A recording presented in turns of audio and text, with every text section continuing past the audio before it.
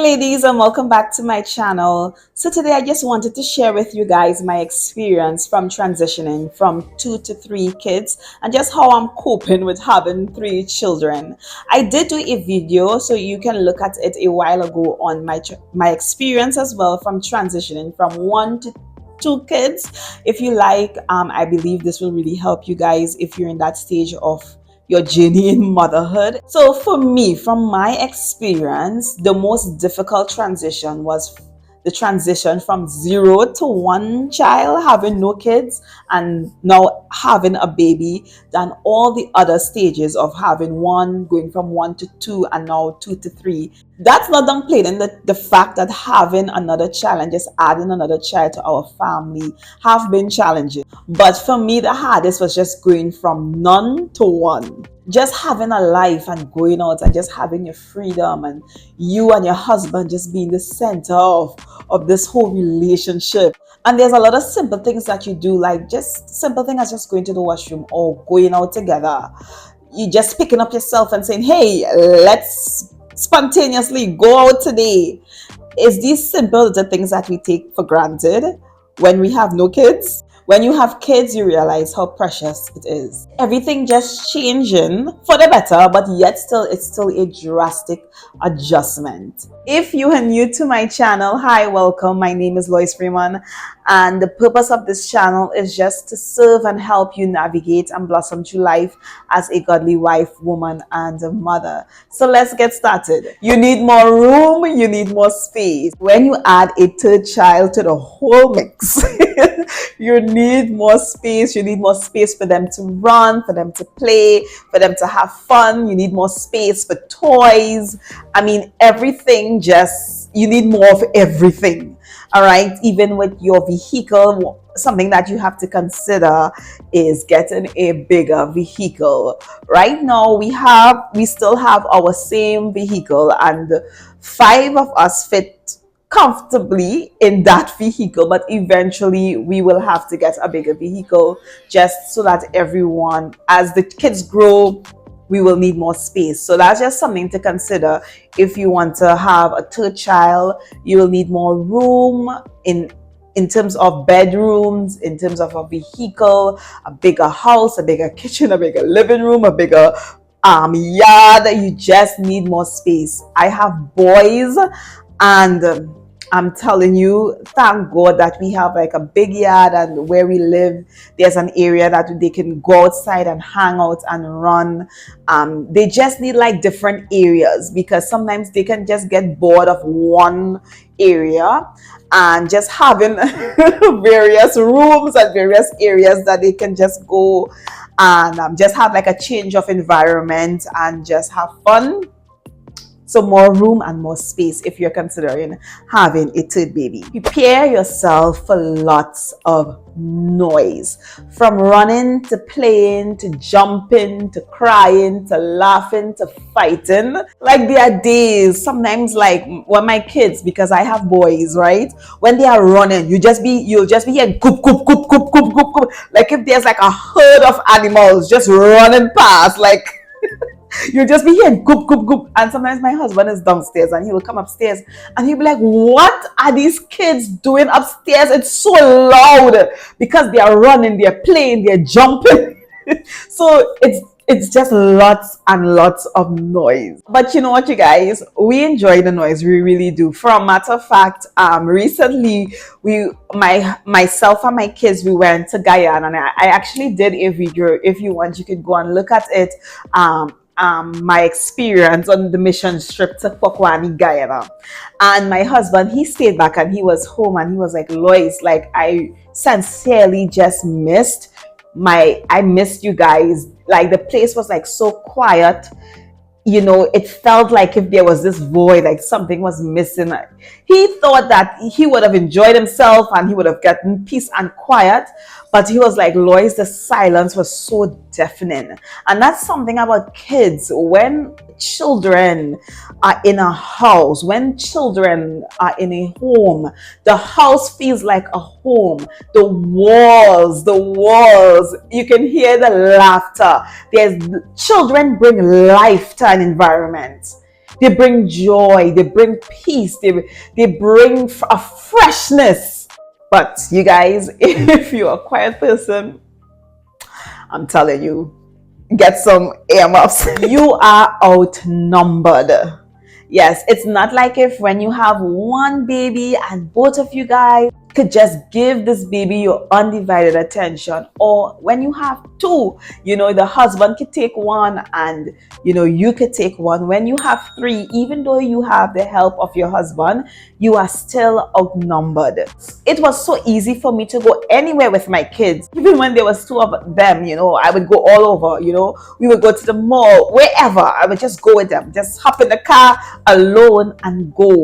But now that I have three kids, I really have to choose I really have to choose where I'm going, because I cannot go everywhere by myself. Like to the park, I'm just one person. Like to supervise three kids is just impossible, so I have to choose the places that I go with them, and also the time in which I go, because if not, I'm just setting up myself for a disaster and just for like mental stress. You are just outnumbered, and the places you can go and what you can do is just limited unless you have someone going with you just to help you. So it's not like you can just say, okay, well, at least for me, I'm not going to go to the beach with just all my kids by myself. And I think that's why it's so important for you to consider the age gaps.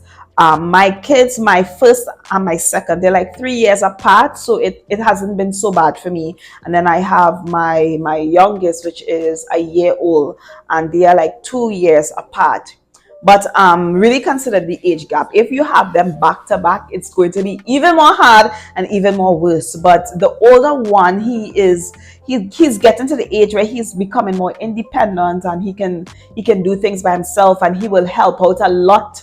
He will help out a lot, especially with the younger one. So I would highly recommend that, if it happens, it happens. If you get pregnant and it wasn't planned, that's okay. But when you have like a decent age gap, it will just make your life much, much more easier. Traveling becomes more expensive. Of course, it will become more expensive. You're adding another child to the group. So things will become more expensive and more costly. Your cost of living just increases. You have to get more food, especially if you have a last born like I do and he loves to eat. More clothes. Oh my gosh, as I'm on the topic of clothes, like the laundry, you guys, for a family of 5, oh my gosh, the laundry is never ending. There's always like a basket full of clothes to wash.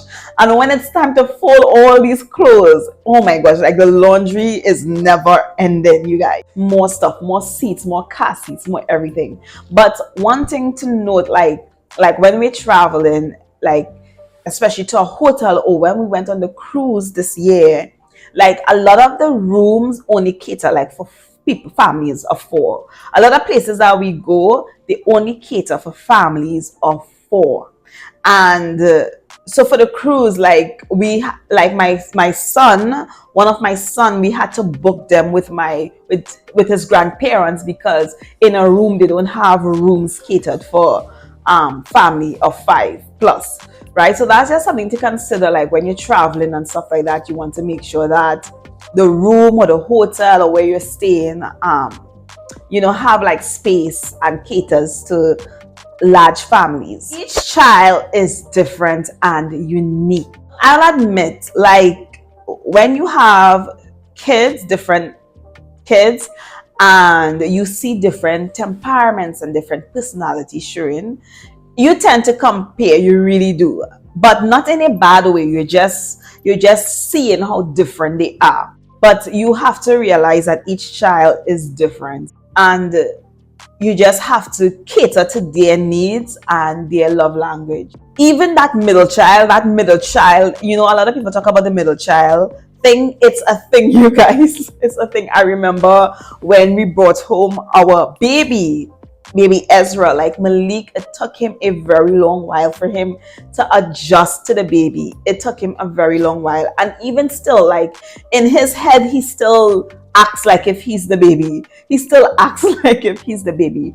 But you just have to just make sure that you give each child their individual attention. Even though it's a lot of kids you may have, you still want to make sure that each child needs are met, and that they feel special, and they know that, hey, mommy and daddy, that I'm not overlooked. So even something sometimes what I do, if it is, I will just take a trip with just my son Aden and I, the older one, or sometimes I would let daddy take the two of them and leave back one, or carry one, the middle child. I would really try and be intentional about focusing on this child, each child individually, so that no one feels left out, no one feels overlooked or taken for granted of. And there are moments where your child will cry out for attention in different ways. So I'm very sensitive to the ways that they cry out for attention, and when they do, really trying to meet their needs. People will give their opinions. Like, I have heard it all, you guys. When you have a big family, people will come and they'll be like, oh my gosh, like you guys had no discipline. Or yeah, someone told us that, so what, you have no discipline, like why are you having so much kids? You will get people saying, don't have no more. Some people would say, are you going to try for the girl? So everyone will tell you what you should and what you should not do, and what's best for you. And you just have to know and be confident. And you know what? I am so thankful. I'm so happy for the life that I have and for the kids that I have. And even though people have their opinion, you should not be moved by it. Sometimes you have to put people in their place. I remember this time I was sitting, and one of the ladies at church was like, Lois, don't have no more kids, because you already have 3. That's enough. And another lady, she was like, hey, she turned to me and in front of everyone, and she was like, hey, what is God's will for you? Just like that, she told me, and she was like, are you done? Are you feeling in yourself that you are done? You have to know, because society and people might be saying that you're done, but God, that might not be God's will for you. What is God saying for you? You have to know what God is saying. And sometimes you might feel like, you know what, I'm not finished. Like, I think that I need to have another baby. And that was like so encouraging for me, because people will always give their opinion, but you have to know for yourself what is God's will for you, and what do you want. Are you truly done or not? So I hope that these tips really helped you guys. I mean, having 3 kids and more, having a big family, like I never imagined having a big family. Like, I always said I wanted 2 kids, a boy and a girl, but I do not regret it. My home is full of laughter, it's full of joy, and even though there are very stressful moments, I will not deny that there are moments where you just want to pull every grain of hair out of your head. But in essence, it's a blessing. I enjoy every moment of this treasure that I've been given of motherhood. So thank you guys so much for watching this video, and remember to like and subscribe, and I will see you guys in the next one. Bye guys.